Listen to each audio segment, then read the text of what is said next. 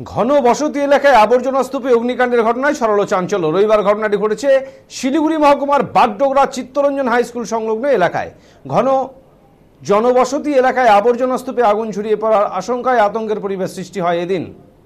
স্থানীয়রা আগুন দেখতে পেয়ে দমকলে খবর দেন। খবর পেয়ে মাটিকারা দমকল কেন্দ্রের একটি ইঞ্জিন ঘটনাস্থলে পৌঁছে আগুন নিয়ন্ত্রণে আনে।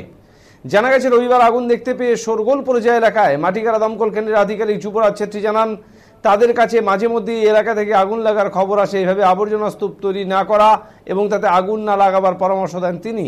তার অভিযোগ, স্থানীয় জনপ্রতিনিধিকে বিষয়টি জানিয়েও কোনো লাভ হয়নি। এখন প্রশ্ন উঠছে, ঘন জনবসতি এলাকায় এইভাবে আবর্জনা স্তূপ তৈরি হওয়ার দায় কার? বড়সড় কোনো দুর্ঘটনা ঘটলে সেক্ষেত্রেও বা দায় কে নেবে?